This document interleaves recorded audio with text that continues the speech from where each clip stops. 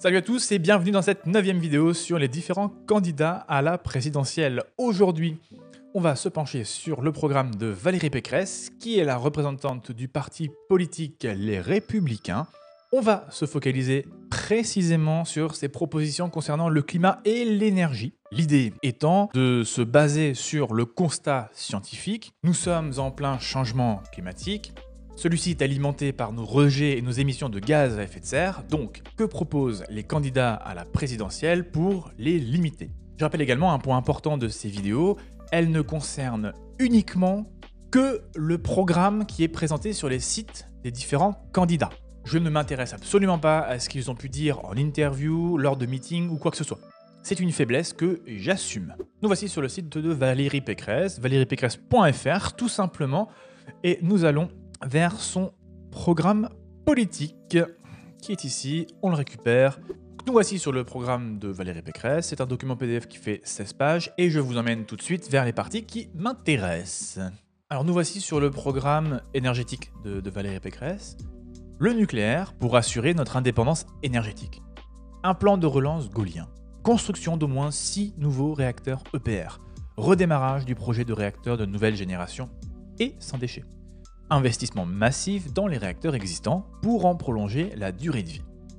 Alors premier point, vous le savez si vous avez déjà vu une de mes vidéos, je n'aime pas du tout le terme d'indépendance énergétique. Quelle que soit notre énergie, on n'est pas indépendant. Concernant le nucléaire, on a bien sûr une dépendance liée aux matériaux qui composent les centrales nucléaires, puisqu'on ne les produit pas, on ne les extrait pas nous-mêmes.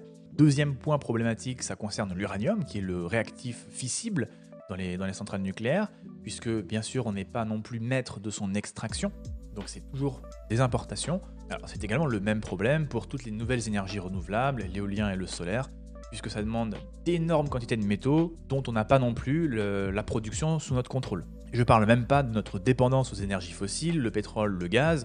Alors là, la question ne se pose même pas, on n'a rien. On a des petites ambitions au niveau du programme nucléaire, mais il se pose tout de même la question de est-ce qu'on est tout de même capable de le faire? La centrale de Flamanville n'est toujours pas terminée, c'est le premier EPR de France qui est en construction depuis 14 ans et toujours pas terminé. Ça devrait être le cas en 2023. On peut espérer tout de même un sacré retour d'expérience qui nous permettrait de faire de nouvelles constructions beaucoup plus rapidement et à moindre coût. Mais il y a tout de même énormément de questions autour de notre capacité à être efficace dans la construction de nouveaux EPR. En ce qui concerne le projet de nouveaux réacteurs, il y a très bien, on veut reprendre des projets comme ITER, j'imagine. C'est pas précisé, hein, mais voilà, c'est ce qui est dit à demi-mot. Ce que j'aime beaucoup moins, c'est l'aspect sans déchets. Il y a toujours des déchets dans quoi que ce soit, quoi que vous fassiez, il y a toujours des déchets. L'énergie est associée à des déchets, c'est obligatoire. Donc, s'il vous plaît, n'utilisez pas ce genre de termes. Merci.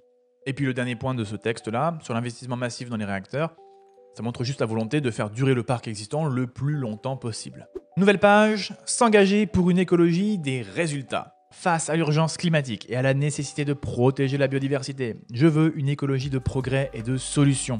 Un bel appel à l'innovation. Pas une écologie punitive et antisociale. Chaque année, nous fixerons des objectifs pour atteindre la neutralité carbone en 2050. Sans hausse d'impôts. Ici, vous avez un schéma qui vous montre la consommation finale d'énergie en France en 2020. À droite, vous avez les différentes énergies dont la France a absolument eu besoin pour fonctionner. Vous voyez que la France, elle a besoin de plus de 40% de pétrole, elle a besoin de 25% d'électricité, et dans cette électricité-là, on peut la décomposer, et ça nous donne le mix électrique, dans lequel on retrouve 70% de nucléaire, de l'hydroélectricité, de l'éolien, du gaz, du solaire et d'autres trucs. On revient à la consommation finale, on a besoin de beaucoup de gaz, du bois, de la chaleur et un petit peu de charbon. Ce schéma-là, il me permet de vous montrer que le vrai visage de l'énergie en France est surtout un visage d'énergie fossile.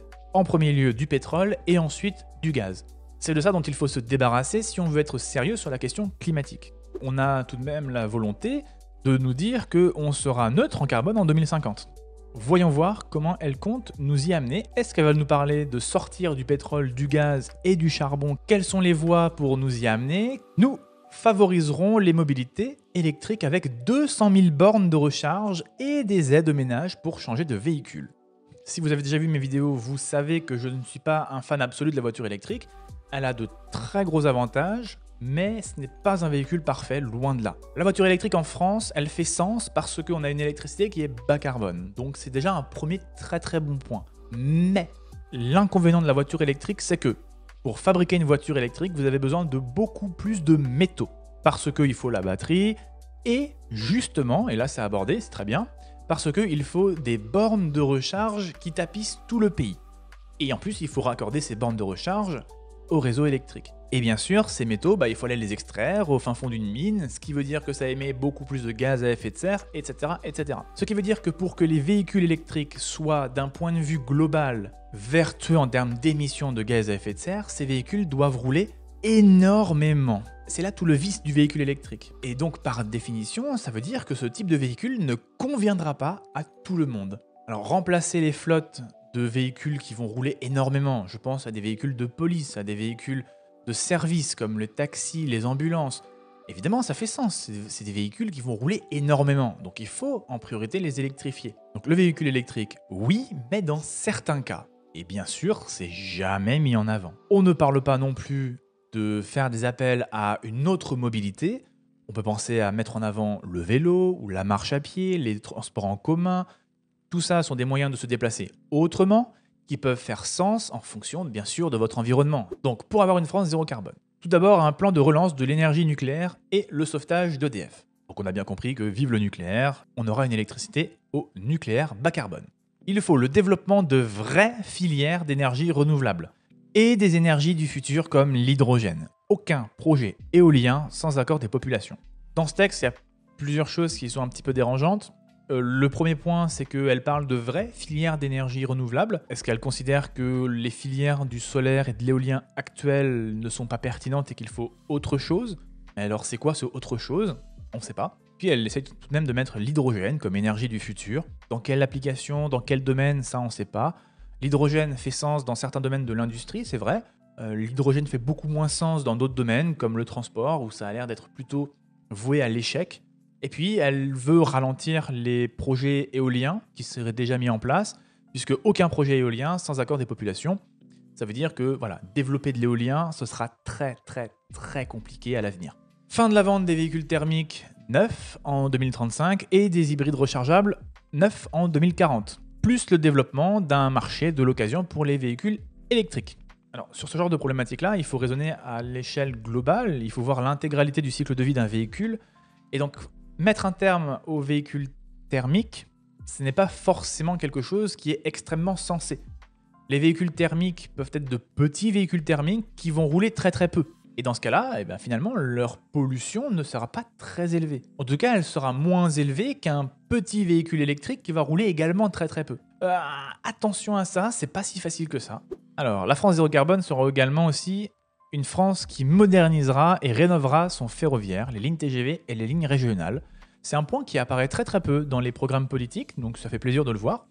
C'est vrai qu'on a la chance d'avoir un train électrique en France. Il y a plein de lignes qui seraient pertinentes d'ouvrir. C'est des très gros chantiers, donc voilà, qu'est-ce qui se passe? Qu'est-ce qu'on veut faire? Ça manque d'informations, vous le voyez bien, mais l'idée est plutôt intéressante. Elle mériterait d'être creusée.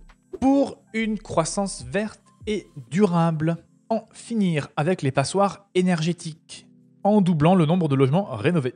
C'est une bonne idée. Alors, par contre, ce qui vient comme question après derrière, c'est qu'est-ce qu'on propose en termes de formation? Est-ce qu'on est certain que l'approvisionnement en matériaux est suffisant? Qu'est-ce qu'on vise comme bâtiment à rénover en priorité? Est-ce que c'est des bâtiments publics? Est-ce que c'est des bâtiments sociaux pour des gens qui ont peu de moyens? Est-ce que c'est ouvert à tout le monde? Est-ce que c'est subventionné? Est-ce que c'est pas subventionné? 1 million de questions qui arrivent, et là, il n'y a pas de détails, donc on sait pas. Un soutien aux biocarburants et aux projets hydrogène et électrique pour l'aéronautique et la logistique. Alors, les biocarburants, c'est comme son nom l'indique, un carburant qui est issu de végétaux, de la biomasse. Il faut bien comprendre que les biocarburants sont une solution extrêmement limitée en termes de possibilités et de diffusion à large échelle. Je m'explique. On est dans un monde qui vit un changement climatique qui va, de manière globale, mettre une pression de plus en plus forte sur les rendements agricoles. C'est un fait, c'est détaillé scientifiquement. On est également dans un monde qui voit sa biodiversité s'effondrer, et notamment la biodiversité des sols, ce qui a comme impact d'aggraver la situation sur la capacité d'avoir des rendements agricoles importants. Ces deux éléments mis l'un avec l'autre vont faire que dans les années à venir, dans les décennies à venir, nourrir la population humaine sera de plus en plus compliqué. On démarre avec beaucoup de marge, hein. On est capable de nourrir plusieurs fois l'humanité à l'heure actuelle, donc ça va. Mais ça veut dire que d'imaginer avoir un carburant basé sur les rendements agricoles du futur, c'est pas quelque chose qui va pouvoir se diversifier à l'infini. Et compter sur le fait que les biocarburants vont remplacer le kérosène pour l'avion de demain, c'est lourdement se tromper sur les capacités réelles de produire beaucoup de biocarburants. C'est une piste, si on peut en faire, tant mieux, mais la priorité ce sera certainement de nourrir les humains au lieu de faire du carburant pour les avions. En tout cas, j'espère que ce sera ça la priorité. Pareil pour les projets à hydrogène ou les avions électriques, aujourd'hui, alors j'ai aucun doute sur le fait que ces avions-là existeront, qu'il y aura bien des avions qui vont être à biocarburant, hydrogène ou électrique, c'est certain. Mon point d'interrogation, c'est important, c'est sur la capacité que l'on aura à propager cette technologie. Le parc d'avions aujourd'hui, il est aux alentours de 20 000 avions. Donc faire un avion à hydrogène, c'est facile à faire. Mais que cet avion-là soit répliqué 20 000 fois et que l'on ait les quantités d'hydrogène nécessaires pour approvisionner tous les avions qui puissent faire tout ce qu'ils veulent comme aujourd'hui, ça, c'est pas du tout la même paire de manches. On a fait le tour des propositions de Valérie Pécresse en ce qui concerne l'aspect climat-énergie, en incluant le système énergétique français, les transports et le logement. À aucun moment, on a eu la volonté de dire « je sors des énergies fossiles ». J'arrête le gaz, j'arrête le pétrole, d'ailleurs ces termes-là n'apparaissent pas dans son programme. Il n'y a pas non plus de volonté d'appliquer une forme de sobriété, de réduire nos besoins en énergie de manière globale, et pourtant, c'est la première chose qui est recommandée par la communauté scientifique. Je rappelle évidemment qu'elle a pu détailler plus de choses lors de conférences, de meetings, d'interviews, et moi je me base que sur son programme. Voilà ce que j'avais à dire sur le programme de Valérie Pécresse. Je vous dis à demain pour le programme de Philippe Poutou. Ciao.